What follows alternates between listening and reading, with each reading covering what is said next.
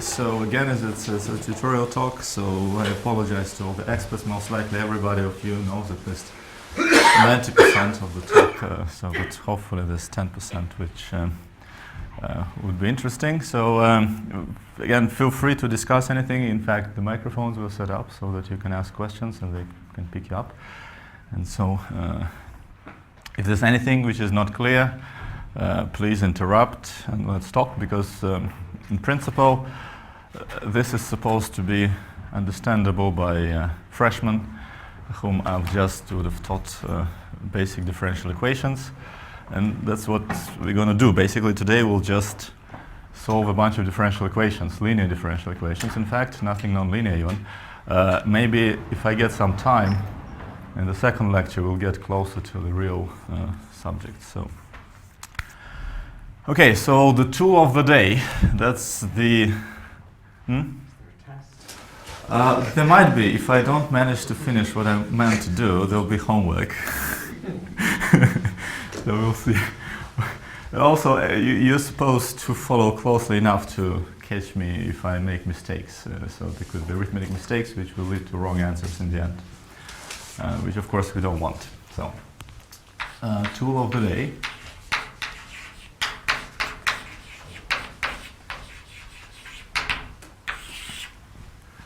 Variation of constants formula, right?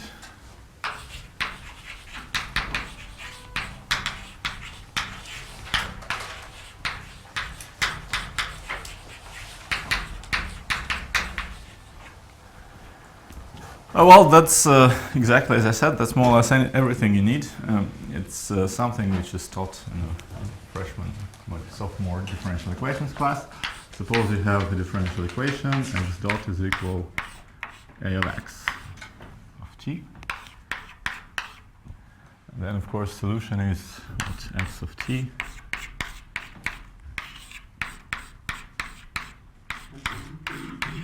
x of 0. Very simple, everybody knows that. This can be extended to abstract setting, where A is some kind of a generator of some semigroup. Which will of course be the case for much of the talk, if we ever get to that on Friday. But here we'll deal with everything just on very primitive level, as if everything is finite dimensional calculus. So if you go a bit further and you want to solve some more complicated equation,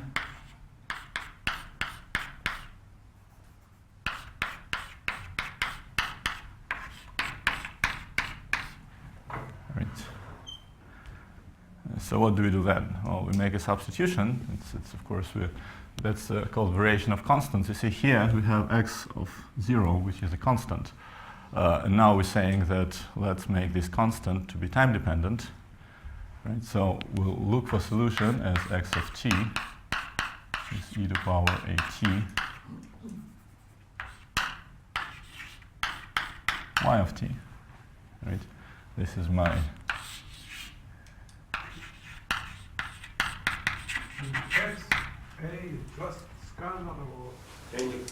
no, it's an operator. So again, in a generic and abstract meaning, you need to define the operator A properly, which should generate a semigroup, and this is a semigroup operator which propagates. If you have, but for us, we can just think about it for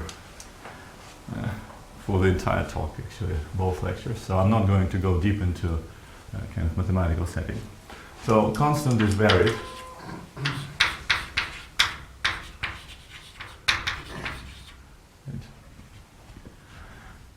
Well, what do we get? We'll get x dot is equal to, we'll differentiate the first part, a e to at, and of course a commutes with e to at, so we can pull a on either side.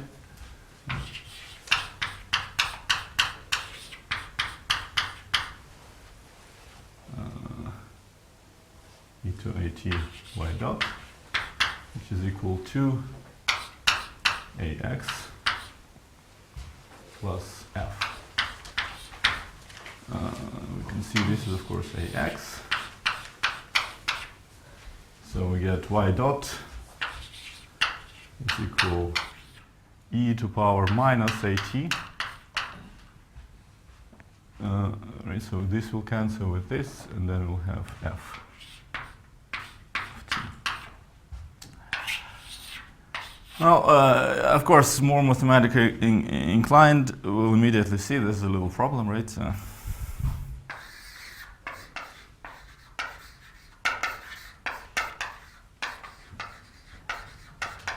Why is that a little problem?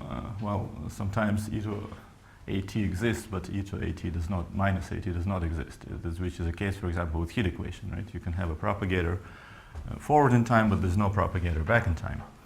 But nevertheless, once you do a formal calculation, get the answer, of course, things work out. From here, we get immediately that y of t is equal to y of 0 plus integral from 0 to t e to minus as f of s ds.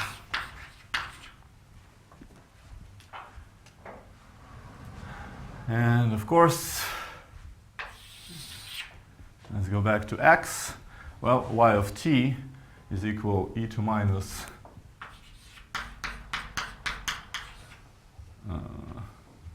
well, let's just substitute this one. So x of t equal e to at, and now y of t, y of 0 plus integral 0 to t e to minus as f of s ds. And of course, y0 is the same as x0, because at time t is equal to 0, this is identity. So we get this is e to power at x of 0 plus integral 0 to t e to power a, and now we'll have t minus s f of s ds. So this is in fact sort of little problem fixed, right?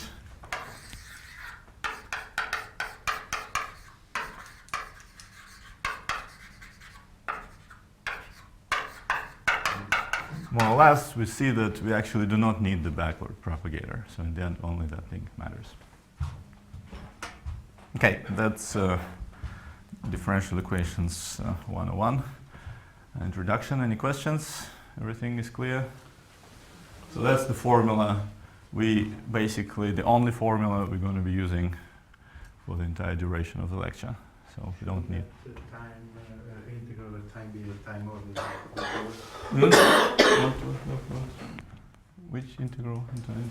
Well, the integral over time shouldn't be a time ordered integral in the sense that you have to. Yes, if A is an operator. Yes, if A is time dependent. Because AT and AT plus So AT, if maybe not AT, then exponential function goes to what they call T exponential function, the time order exponential. But I'm looking at a situation where my A will not depend on time. It's just a fixed operator, constant, so it commutes with itself at different times. In that case, it's just an exponential. Why is it better than Green's function? I mean, that's really not very different. I'm not saying it's better than Green's function. Maybe it's not better. That's one approach. If you combine those two terms in a single integral, you get the Green's function. You get what? Yeah, I mean, you can basically combine this in one integral using this right as basically putting in some kind of delta function. It's also called the integrating factor.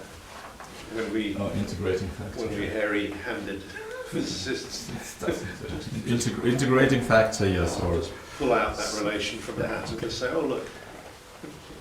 anyway, so that's the Or formula. Laplace transform. Laplace transform. So, yeah, it's something. I mean, you can certainly derive this in hundreds of different ways, or you can just take it and check it by differentiation, which also works. Okay, that's the main tool, right? So let me leave it above. There's only two boards, right? Not three. Yeah, Okay. two. Maybe I should have done this above. Okay, so now we're going to solve a linear system, which is probably each of you have done something like that, but it's actually, strangely enough, there's some interesting stuff. we'll use that formula to solve it, but we'll solve it in a direct way because it's a linear system, right? So, but it's already some physical system. So we'll consider the following. Suppose we have a body of mass m. Let's attach a bunch of little masses mk and have Hooke's constants kappa k, right, and etc.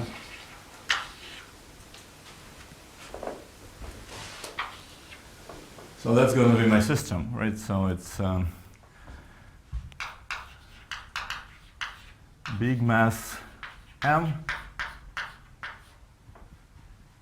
Right, so let's say, of course, you can see if I take just Hooke's law, it's going to be equivalent to one-dimensional system because in each dimension is going to be the same. So let's just take this picture and project it into a single dimension. So big mass m, coordinate x,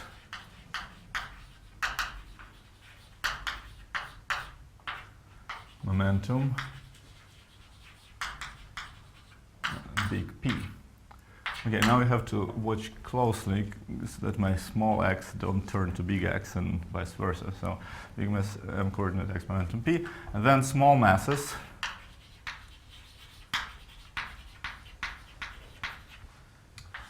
mk and respectively coordinates xk momentum pk. And well, let's take Hamiltonian, which will be just harmonic interaction. So of course that's the system which we can solve. As soon as we get something more complicated, it's much harder to solve. But so we'll have p squared over 2m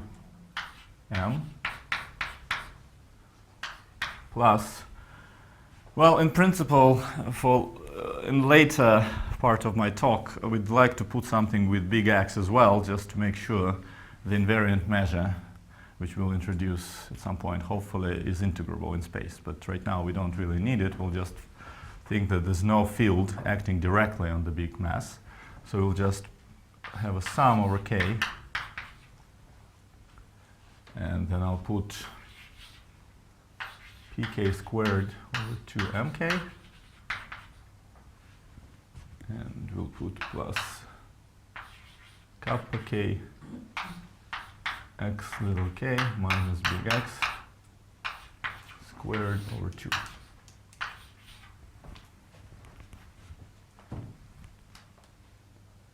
Yes? Okay, now I'm gonna start crawling because it's going to. Okay, so let's write equations of motion. Big X dot is equal p over m. P dot is equal to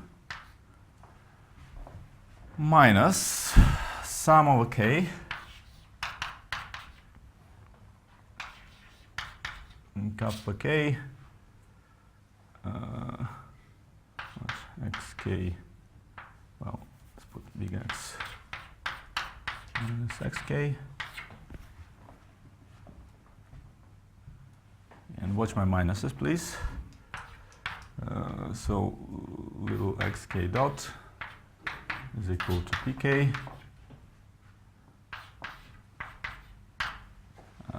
pk dot is equal to minus kappa k, and then we'll have xk minus x.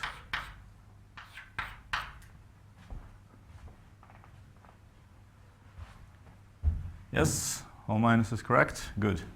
So, okay, this is the system we're going to be solving. How do we solve this system?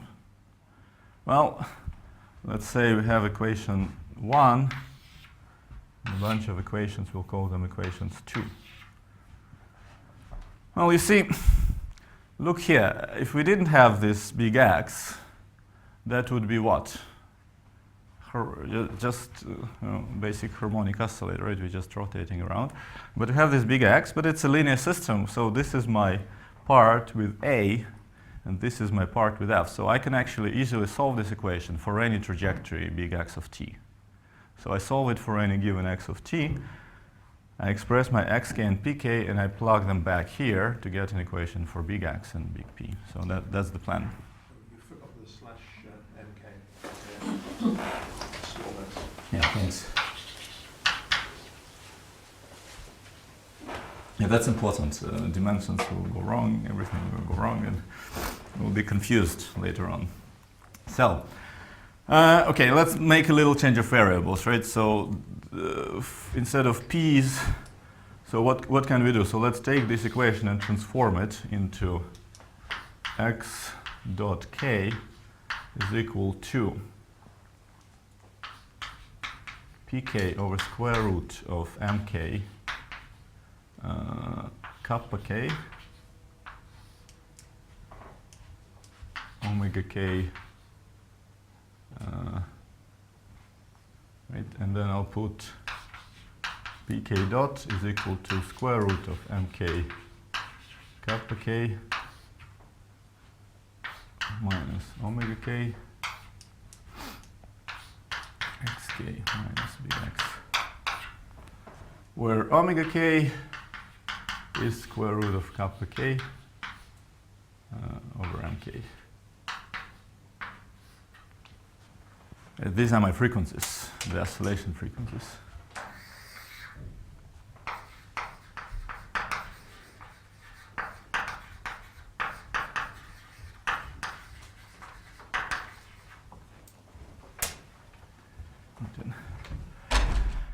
Well, so let me just call these new guys, let me call them yk.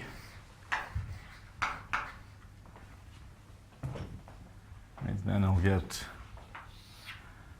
a version of this equation which says x dot k is equal to omega k yk, and yk dot is equal to minus omega k xk plus omega k big X.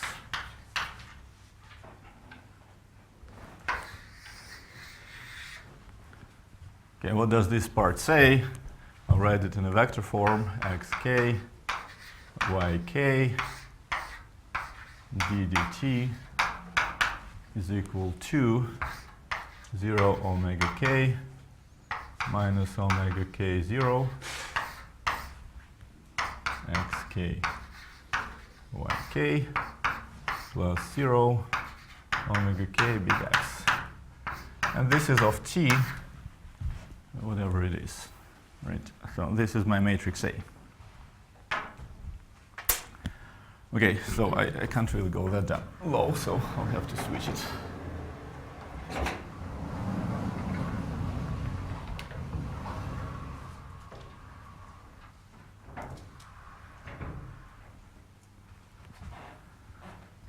All right, so we can immediately write down the answer because we already know the exponential. Okay, who remembers the exponential of that matrix?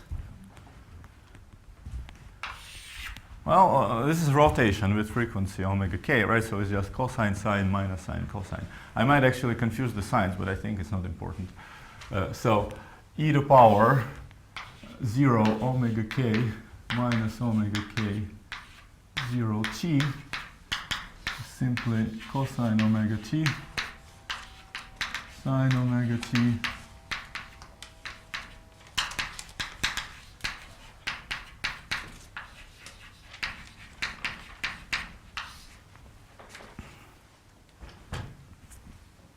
nothing else.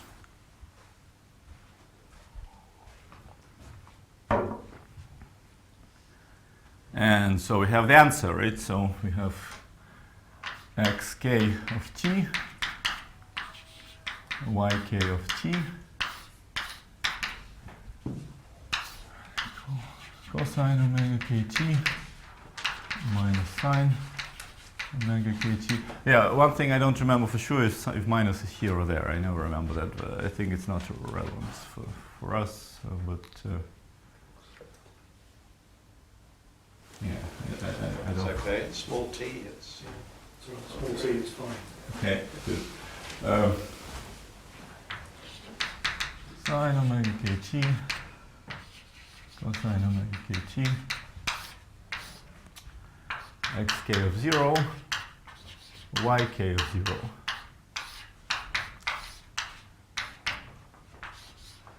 I'll write this matrix as a matrix of t minus s. So I'll just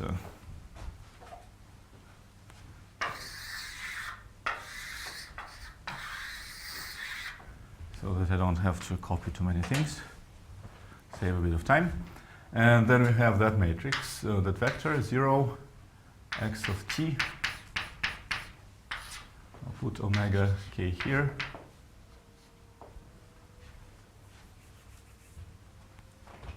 And that's it. That's my solution.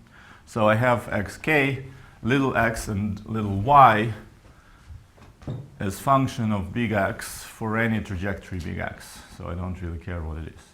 Okay, so now I want to get closed equations for big X and big P, for which I'll simply take this expression and substitute it in here. So Just to tidy up the last thing you wrote, Ibrahim. yes. It's really x, capital X of S. Oh yes, You're thank you. integrating And there's ds. also ds, right? Yes. Thank you. It's good, because things matter. These little t's and s's, I think they'll matter in the end.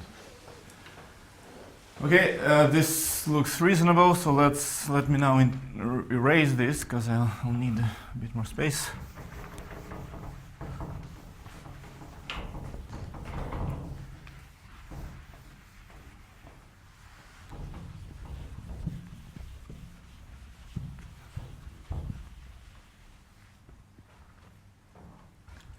Well, big X doesn't really change, so I won't bother rewriting that equation over and over. I'll just rewrite equation for big P. So P dot is equal to minus sum over K, kappa K. And now I have to substitute for this little xk. X of t minus little xk. For little xk, I need only the top line of this formula. So cosine times x of t, so let me leave it as xk 0 cosine omega kt minus yk of 0 sine omega kt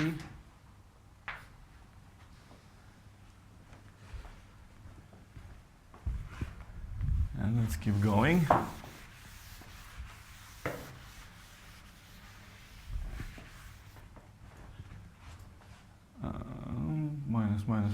Minus omega k integral 0 to t. Okay, now I'm going to write this explicitly, so I have the same matrix at t minus s, and I need only the first row, right? So I'll have sine multiplying x of s, so there will be nothing else. So there will be sine omega k t minus s x of s ds. I think I'm done, so there's nothing else left.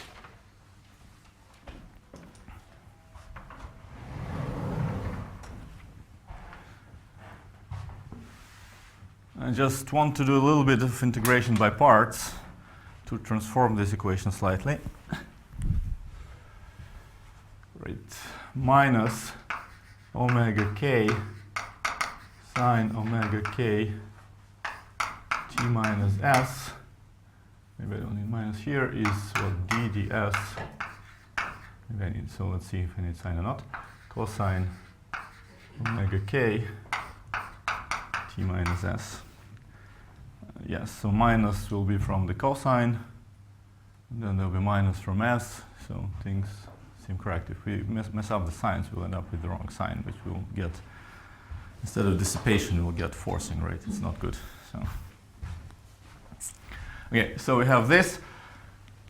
Therefore, I can simply take this guy and use this instead. This integration by parts, and get this. Let's keep writing, minus sum over k,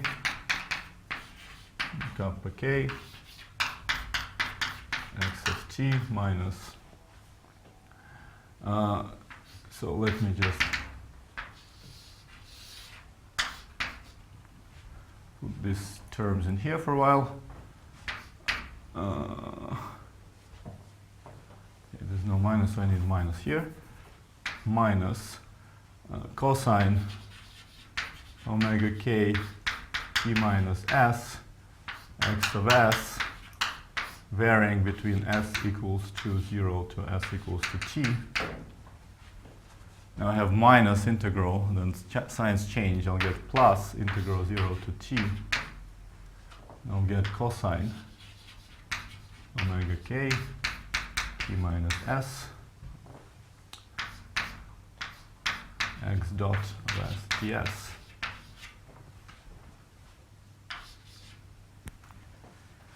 Well, now at this point I am going to use my first, yes?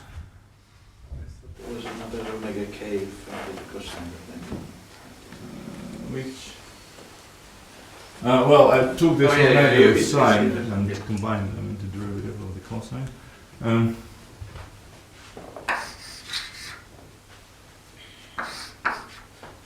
And this is equal to Q of S over M. That's my first equation here.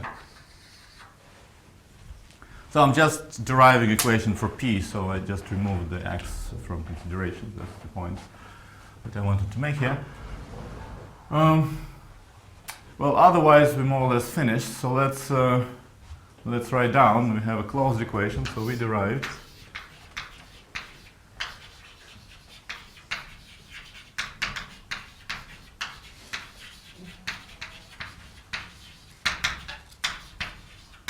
for big P.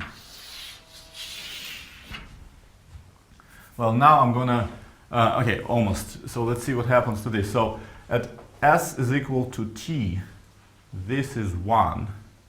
This is x of t. So this part will actually cancel with this part.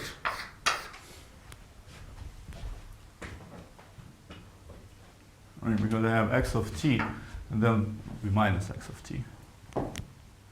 So the only thing will remain at s is equal to 0. This term will give me the lower limit x of 0. And then s is 0, it's just cosine omega t, so I'll get minus, and then will actually be plus together with this sign, cosine omega k t times big x of 0.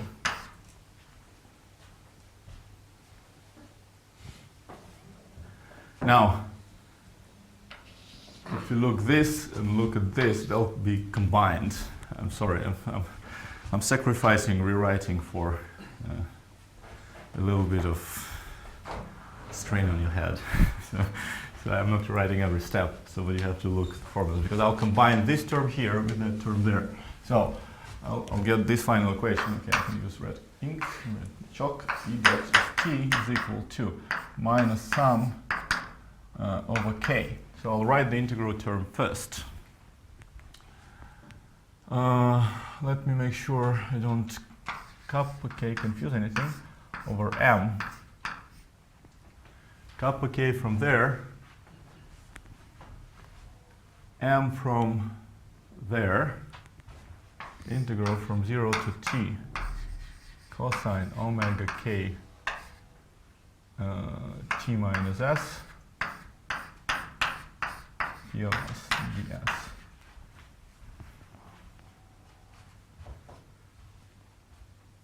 Yes? And then I'll have, let's see, there will be term with yk of 0, sine omega kt with kappa kt, so minus kappa k yk of 0 sine omega kt.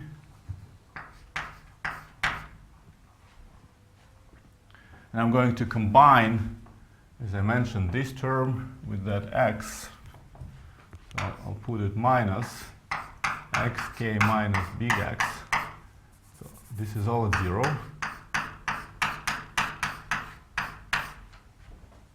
And then I'll have cosine omega kt. And there's also kappa here.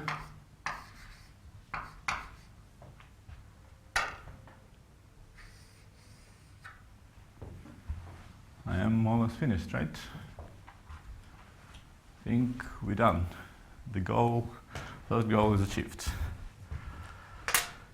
So here is this equation. It should have been a red frame, white chalk, but happened to be otherwise. So what next? We just solved a linear equation. And we obtained some answer. It's an explicit equation that we got for our variable of interest, which is the momentum of the heavy particle. Of course, we can solve this equation if you just differentiate it a bit more. You can reduce the differential equation into integral equation. Well, in case it's like omega k's are equal or something, for example. But in principle, this will be the endpoint for lots of more complicated theories, right? You cannot expect to solve such an equation explicitly so, but you're interested mostly in getting an equation first. Well, let's see if it is actually possible to do something more with this equation. It's a linear equation. It's seemingly sort of not supposed to give you any interesting statistical mechanics or anything, but perhaps it may.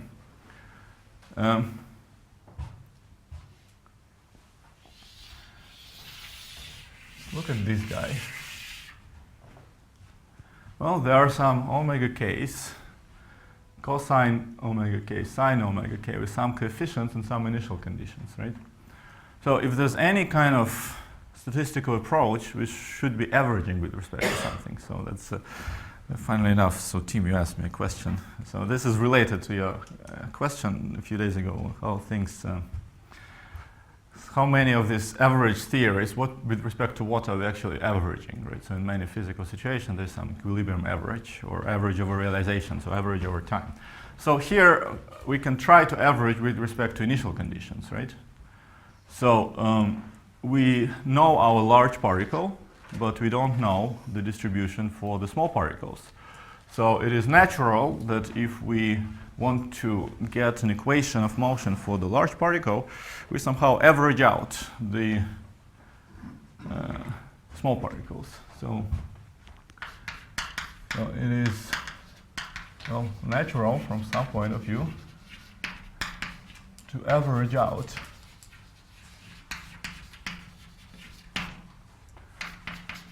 the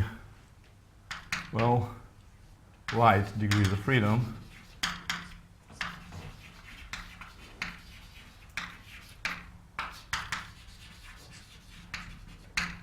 xk's and pk's, of 0, right?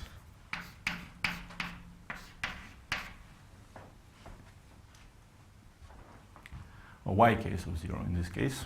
So we can, instead of yk, it's pk over square root of that omega k down k. Yes?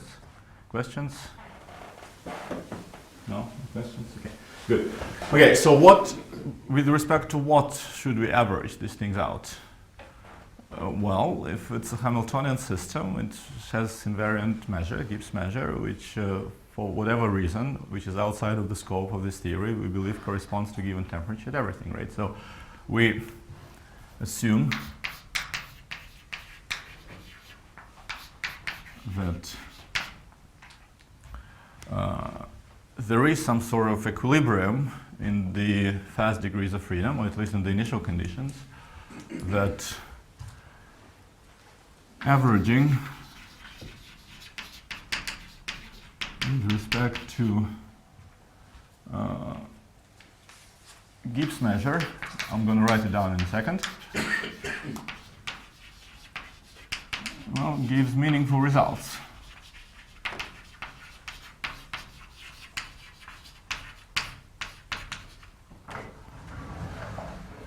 Right, so the Gibbs measure will be a raw proportional, there will be partition integral, e2 minus beta h, right?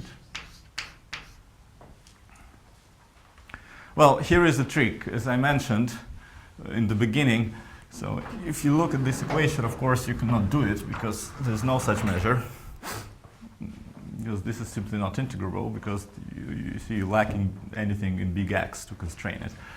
So generally speaking, if you want a mathematically consistent theory, you can just put an extra potential on big X, which does not let it go to infinity. Or you can you can average with respect to measure, which is only there for the light degrees of freedom. So you're assuming in a way conditional distribution on big X, and then Y's are given. So that's I'll do just here as a function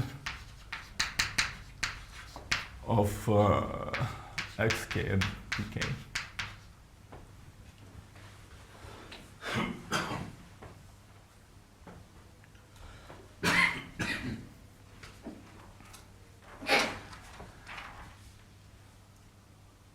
Okay.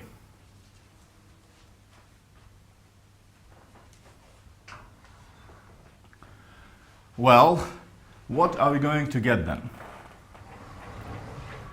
On the first, if you're a physicist and you look at this, you're probably already thinking, okay, what is this guy going to be doing? I'm going to get my equilibrium measure, and I'm going to average out x and y, but well, this is going to average to 0, and this is going to average to 0. So there's nothing to average. So the answer that you're going to get is not even interesting. But by averaging out, I mean something else. By averaging out, I'm actually not going to kill this. So what I'm going to do, I'm going to assume that these guys are random variables with given mean and variance, and this mean and variance are given by this distribution function. Right, so what I'm going to do, I'm going to say that my xk naught minus x naught and pk naught, or yk naught if you want, are distributed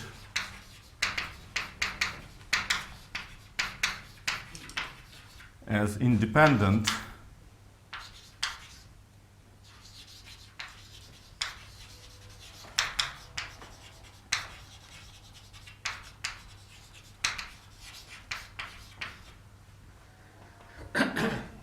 well, okay, so really I'll put it in the brackets because independence here follows simply from the shape of the Hamiltonian, due to Hamiltonian being simply a quadratic where is it? That function, that sum of all these terms. You can see that this, of course, is just a product measure, so they're all independent, distributed according to e2 minus beta h. In that case, what am I going to get here? I'm going to get a stochastic process, right? So you see, you have a bunch of functions of time, and the coefficients are random variables. Why the difference? Why do you assume that it's xk minus x naught is random and not just xk? It's, well, I mean, it can be. It's sort of, this all will be the, see, if I'm looking at a cloud of particles around big particle, it's natural to assume that they're sort of distributed around it. I mean, you can certainly assume they're far away. The only thing you'll get drift towards the cloud of particles. So it's, in essence, it's natural to, I mean, there's no need to assume, I mean, it's equals 0. You split different lengths equals 0. You can have that, sure. Yes. You see, because I have this part in the Hamiltonian, so I mean, it doesn't really matter whether I say that this is distributed according to Hamiltonian or this is distributed according. That's what I mean. It's just Okay.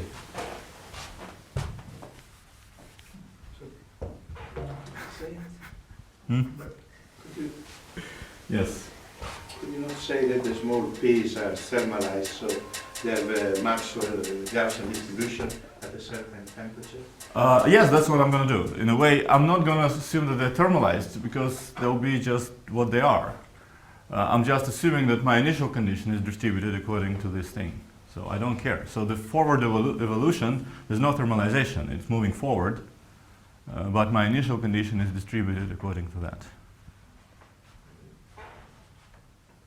Let's see what I get.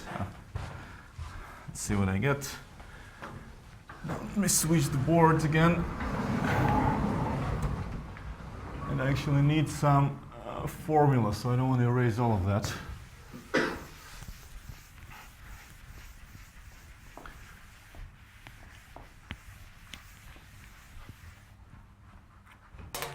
Well, you see, I have certain creatures here, kappa k, yk naught, and kappa k, xk minus x naught.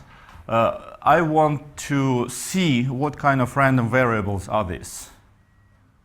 So, right, kappa k, yk naught. So let's see, if I have distribution like that, e2 minus beta h, then what do I have for the average pk? Well, obviously 0. Right? What do I have for pk squared?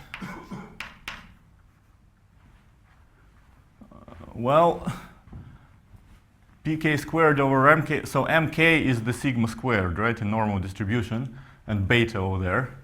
So it is, what, mk over beta. Oops.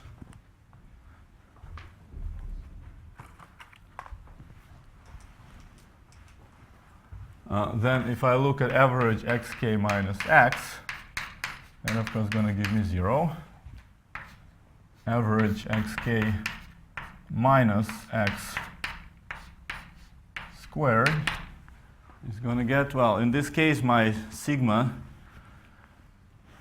squared for the normal distribution is what? 1 over kappa k beta.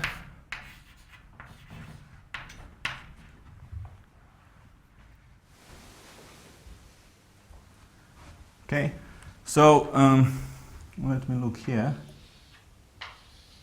I have kappa k yk of 0, right? So if pk squared has this mean and yk is equal to pk over square root of mk kappa k, it means that what? Yk squared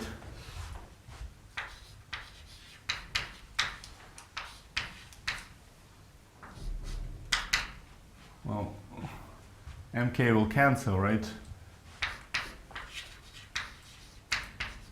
I'm going to get my beta over kappa k.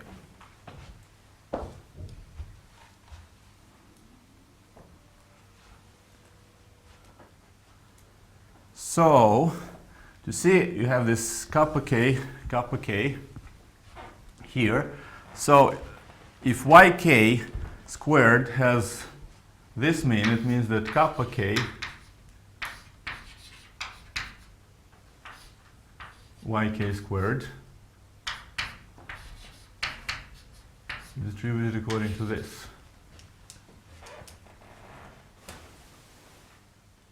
Yes?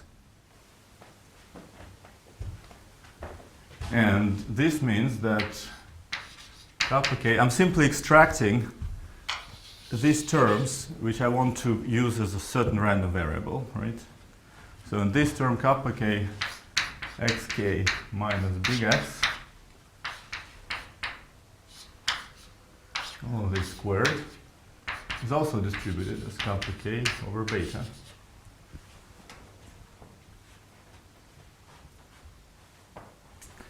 And I'm almost finished. So what do I get? I get that this whole term in the very end, so let me call this term for the future, I think I'll be calling it W dot. You'll see why I'm calling it W dot right now of t. This term, this entire term. So I'll get W dot of t is equal to sum over k.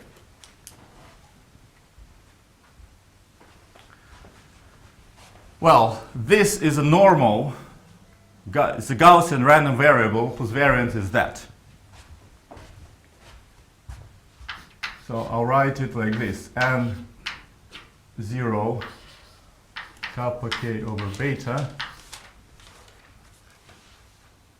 or actually let me write it like this, n01 kappa k over beta square root.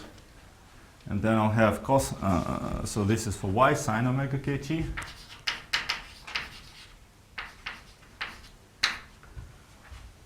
Plus n01 square root of kappa k over beta cosine omega kt.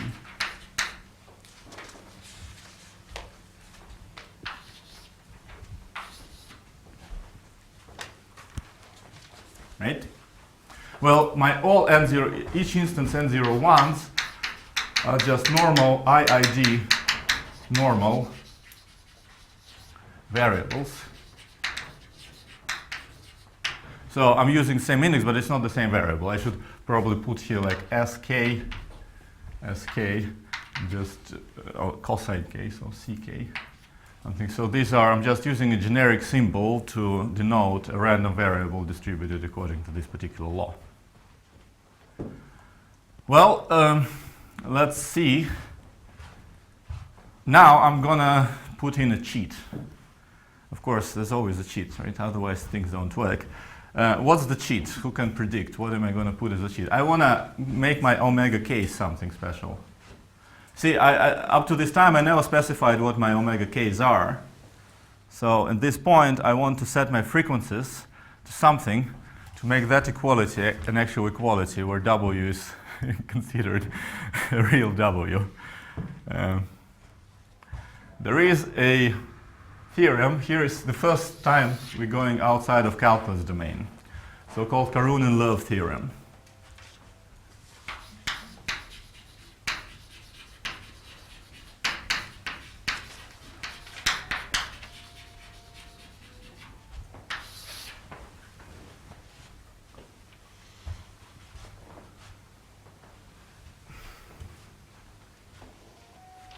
Well, I'll give it for a particular case of Brownian motion, which is a bit easier to state.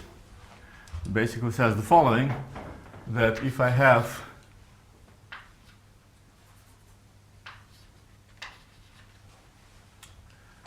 well, of course, I'll forget all the coefficients.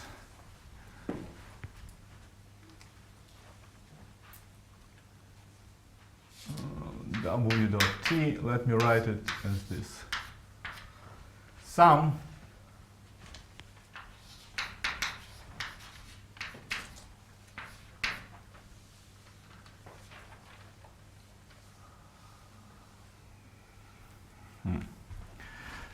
yeah, I'm gonna tell you lies, right? So this is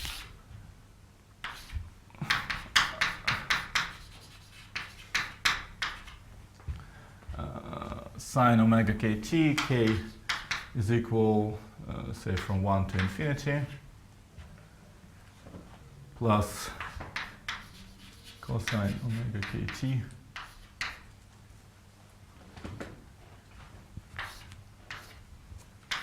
for t in interval 0 to, what, 2 pi over omega, right? So let me put it like this, omega k, so I'll put k now here. K equal 1 to infinity, 2 pi.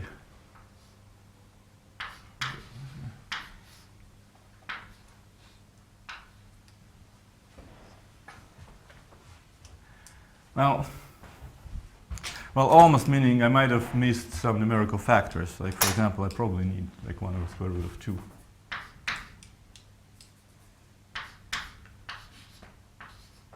And then I'll have, of course, here n0, 1, n0, 1. Sorry, missed those. So what's Karun-Love theorem? Yeah. So you're saying the omega k's vary with k linearly, but the prefactors don't? Yeah, I fixed my masses.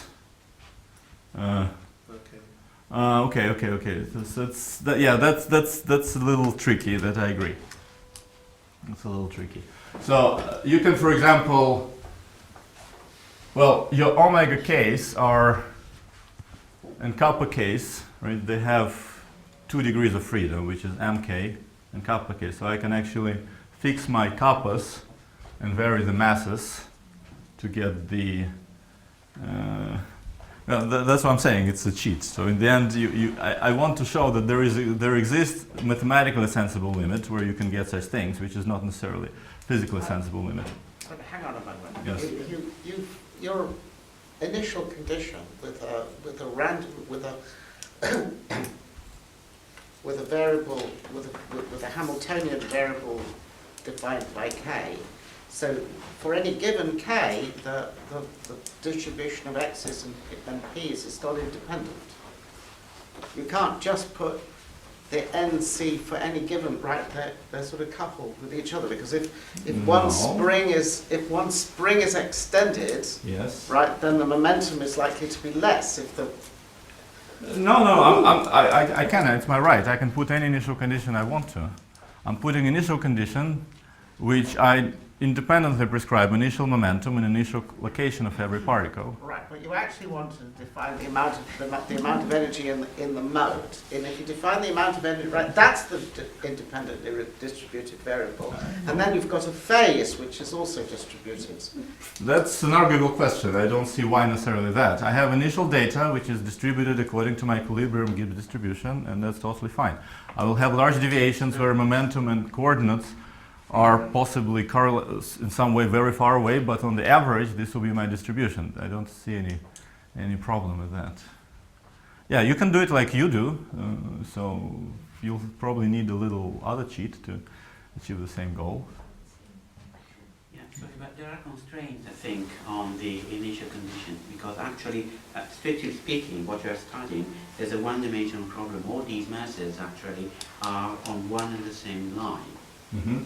And so, for example, I cannot put 2 masses in the same place. Why not?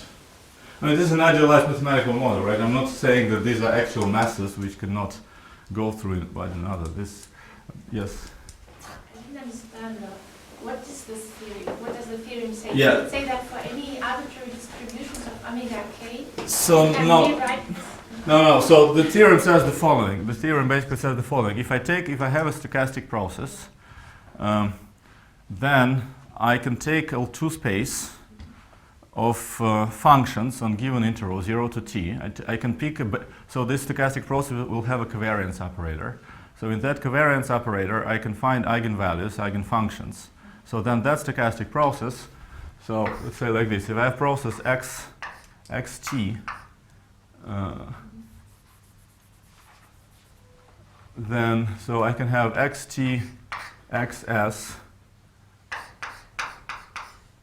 I'll have some function t and s, right? Then if I take an operator curly k acting on f of t is integral from 0 to t k of t and s f of s. This is going to be a symmetric operator which will have certain eigenfunctions, eigenvalues in a properly defined space. Well, if you want to do it mathematically, so this operator, so this k has eigenfunctions lambda k, eigenvalues phi k of t. So Karun-Love theorem says that xt is sum over k is equal, let's call it from 0 to infinity, but 1 over lambda k phi k of t. where this is, and then there will be n 0, 1.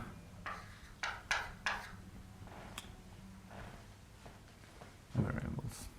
And so phi k over t will be sinus omega times k times t. Why that? For the for the Brownian motion, you'll get k. If you take Brownian motion, the covariance operator will be the minimum of t and s. In that case, you will get, for the Brownian motion, you will get k here.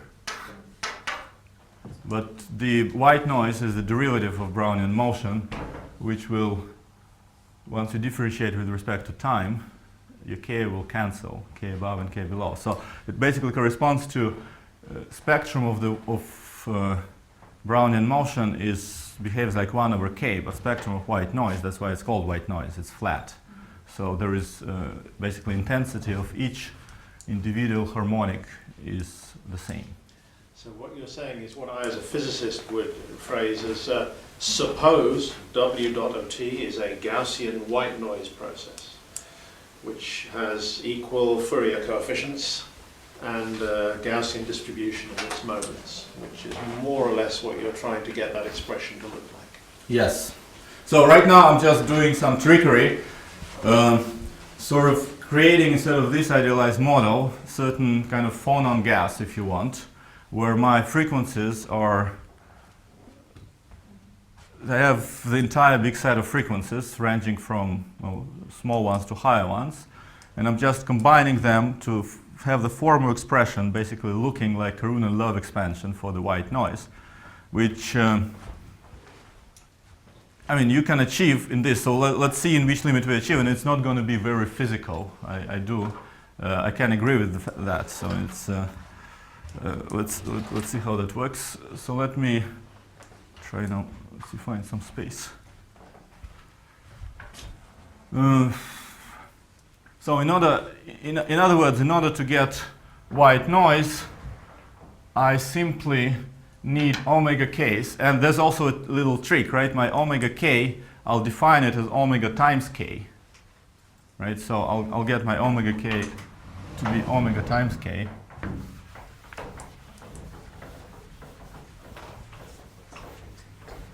You're not using so far the factor. You do not assume that the ratio of the masses is very small. Right, I mean, because normally, I mean, when people derive this kind of equations from Brownian motion, the ratio of the small mass and the big mass goes to 0. Well, we'll and see. then it reduces to white noise. We'll see what it's here. What happens? Omega k is equal to omega times k. Then for t belongs to 0 to pi. Well, we get Karun Love expansion.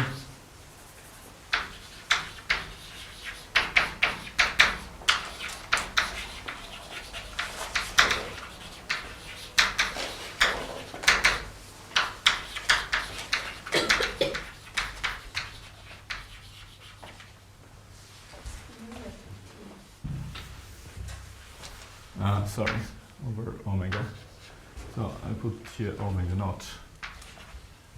So I'll make everything proportional. So why do we get only 4 interval? You see, if all my frequencies are proportional to omega naught times k, it basically means my system is periodic with the period omega naught.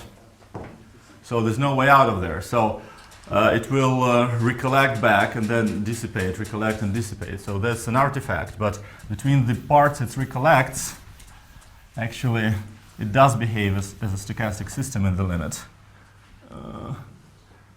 Of course, I erased the most important part, that part which I shouldn't have erased,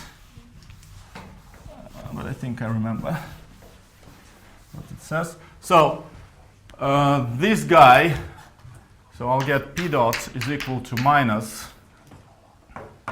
Okay, did anybody take notes? What did I have? Integral from 0 to t. I had some.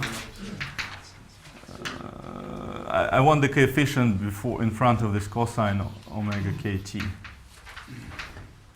Kappa k over n. Yes. I'm a little troubled. I'm really naive, but I mean, omega k is defined of that. Yeah. Yes. yes. So suppose we I'm take I'm all just the going to masses- change my masses to. Suppose all the masses, the small masses are the same, and all the elastic constants are the same, right? So Everything that is thing- very periodic. You So cannot- that thing there would be just the square root of, will not depend on k anymore, it will be the same for everyone. Yeah. So how do I get that? No, you don't get it. There's no mixing. If you have a periodic system, you see, the reason for me to introduce these omegas to give them. That would be the normal case, isn't it? I have a solute molecule in a sea of all equal small masses. It's not normal So- system. They interact with each other. So, You can So- have something else and you have colored noise instead of white noise. well, Yeah, now what I'm saying is, suppose that big M is a big atom, and MK are so many little atoms. the trick is that, Claudia, Would be normal.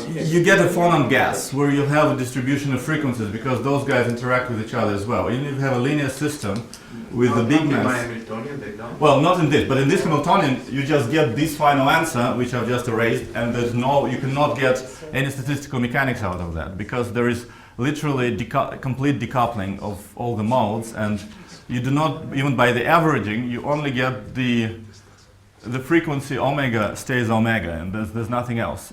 Basically, if you add infinite number of sines and cosines with the same omega, you still get sine or cosine with the same omega, and there's nothing you can do. So what happens here is I'm adding this infinite number, but I'm varying, since frequencies vary, I'm able to get cancellations, and instead of periodic behavior, I can get distributive behavior, which will not happen if I have all omegas So equal. at the very beginning, you have to say something about the Yes, MKs. not yes, the- so that's why But I'm. if you take an arbitrary distribution of omega k's, then you get a different type of laws, Yes. and you should you recover Sure. the fluctuation dissipation theory, but in Yes, this case, yes. all omegas are the same, it's very special, and now he's looking at another very special case where you Yes. get white noise, but Yes. you could get everything else too. So, Mechanical way of Yeah. constructing a film, but with a very broad range Yeah. of frequencies to represent the environment. so you can, so if anybody reminds me what I had here, I'll be very, very grateful. Capital, capital. No, kappa. Kappa K over M capital, Yeah. okay. MP. Not A, P. P Yes. plus, okay, now let's see, I'm gonna pull square root of kappa K over beta out. Let's see, so now let's do a little bit of trickery. So I want my kappa K be fixed. So for my dirty tricks to work, right? I mean, you can work, of course, with them not being fixed. You just have to be more mathematical, spend more time to see to which process am I converging, where these things are different. You obviously converging to some process. If my omega k's are different, you will be converging to some random process. The question is which. And I'm just setting things up to get something which is simple. Be fixed, and then omega k is equal to omega naught k. So what does that correspond to? So omega k, we get omega naught bk is equal to square root of kappa over mk. This implies your small masses, right? Mk is equal to 1 over omega naught square k square and then kappa here.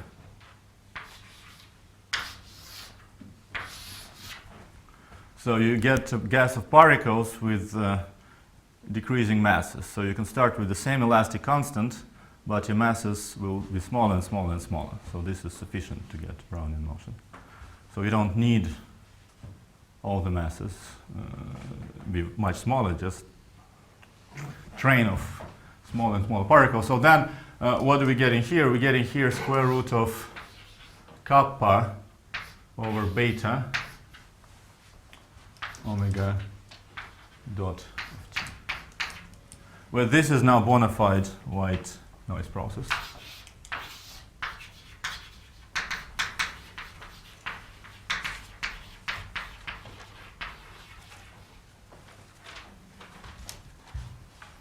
And I'm out of time, right? The only little thing is left to see what this thing is. Well, omega k is omega times k. And of course, this is kappa over m. It gets out. And I have sum over k cosine omega k t minus s. And what is that? Delta function, right? So again, I just need to remember proper coefficient, which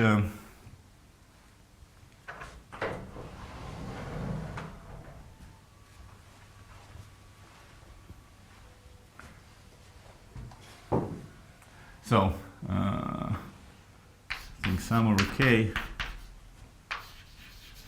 cosine omega k of t omega kt is equal to delta function of t.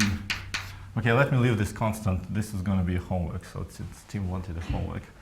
So I'll get, because this is important for the next lecture, I'll of course derive it because that's related to fluctuation dissipation theorem. So we want to have the constant, that constant related to this constant. It's 2 pi shouldn't be there for whatever reason. I'm not sure, they're not showing up.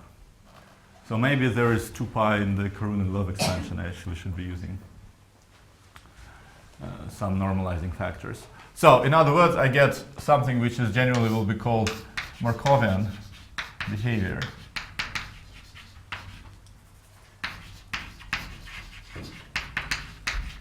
Right, I'm going to get p dot is equal to minus kappa over m. And that is going to be simply a delta function of time, which will cut out p of t.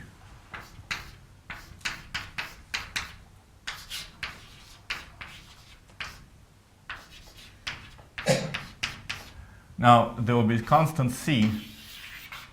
Now, if you have your fluctuation dissipation theorem, this will be related to that, of course, to get a proper invariant measure for p as well. And this we'll talk next time about. So, and then we'll talk about more general formalism. So I just wanted to show how for a simple system under, well, certain plausible or not plausible assumptions mathematically, you can actually get, even for a linear system, in fact, a reversible process in the limit if you distribute things properly with initial conditions.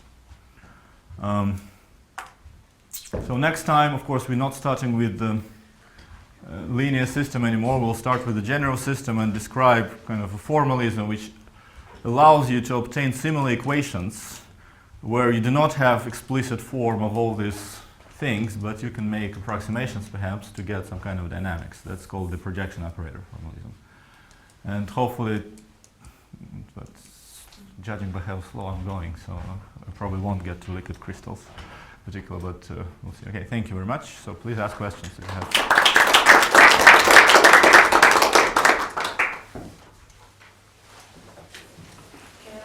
Yes. If you were to start, do all this exercise with a Fokker-Planck operator formalism, and you have memory like colored noise, what could you get?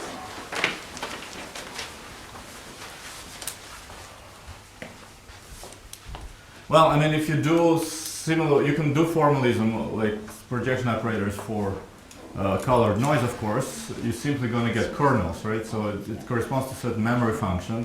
Yeah, which is what I mean on the Langevin equation side. I know how they look like, but nobody was able to tell me so far how it looks like on the Fokker-Planck equation side.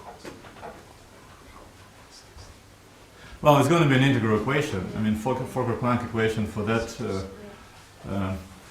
I mean, if you don't have white noise type, you won't get a differential equation for Fokker-Planck. It will just be some integral equation.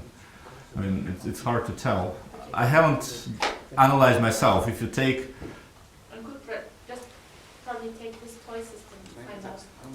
I'm pretty sure, yeah. So, I mean, you can even take this toy system and look at other types of frequencies, which will give you other types of noises. I haven't done that, so I mean, I can expect what you'd get, but I haven't done it, so I can't tell exactly. Do you have any periodicity requirement on P of T? Big P of T? Big P of T. No. But see, again, if frequencies are...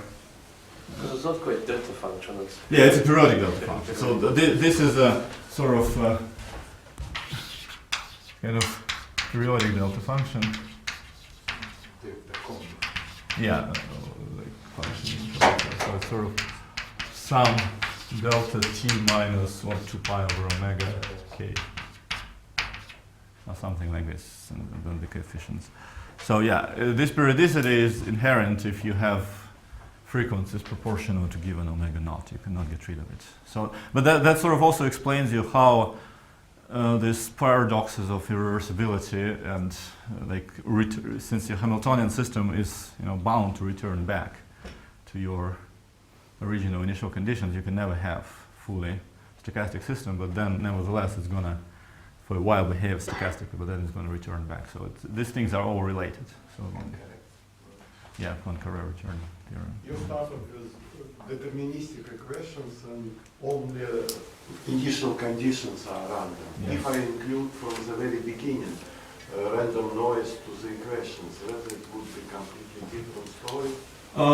It won't be entirely different. It will be in many ways simpler. Actually, for random systems of this sort, there are rigorous ways to try to prove certain type of things. Because, I mean, I might, probably I'll have to convince Mike to give more lectures maybe later. So this theory, like kinetic theory for stochastic equations, you can sometimes prove rigorously that if you start with a random stochastic system, you get actually like closed equation for distribution, single particle distributions or something like that. It's simply because if you have sufficiently random system, you lose memory of what's happening, and noise helps that. So, but generally speaking, it's going to be simpler once you add noise in the beginning. Yes? Okay, so as I understand, I mean, normally if one tries to do problems with a large number of variables, then one has problems with the KAM theory, and one has to show explicitly that if you turn on a certain amount of interaction, you get a certain amount of return. And all of this is kind of hidden in here. I mean, it is what you actually show, that if I have one variable that is coupled to another set of variables which are thermalized somehow themselves, but which by magic have been thermalized, right? Yes. And if they were thermalized to begin with, then they will go on being thermalized, and my new particle is also thermalized. Yes. By this, right? Because and that's actually, I mean, that's the total result out of all of this. Yeah, if you want, this exercise does show that if I put in the random initial condition, which correspond to thermal equilibrium for your small particles, then the large particle will evolve in this particular model system according to a stochastic differential equation in law. Of course, and this is actually an L2, not even in law, so because you have explicit construction for this noise, meaning that in L2 of t times the probability space, Because you normally converge. what I would say is I don't want to be thermalized. The thermalization depends on irreversibility, and here we've got irreversibility depending on thermalization, and I might find myself in a little bit of Well, what do you want? This is a linear system. It's a linear system if you start with something that is basically, linear system is just a bunch of independent phonons, right? If you make a proper transformation, if you start them not thermalized already, they never thermalize because there's a transformation which makes it a system of non-interacting particles. So if you start with all of them non-thermalized, there's no way they can thermalize in a linear system. So of course, it's a cheat. I mean, below that, I'm asking about the status of the toy model, I guess. That's, yeah. Yeah, this toy model does depend on the fact that you basically start with thermalized initial condition. For thermalized for at least the degrees of freedom you're killing in the end. So, but for this P does not have, I mean, there's no such thing as thermalization for this P. What does it mean? It's thermalized in P in the beginning. You don't have a distribution of P's. You have a given P, big P, and given big X. And they will thermalize through the stochastic process which acts. But the others should better be thermalized. Yeah, in the beginning. Okay.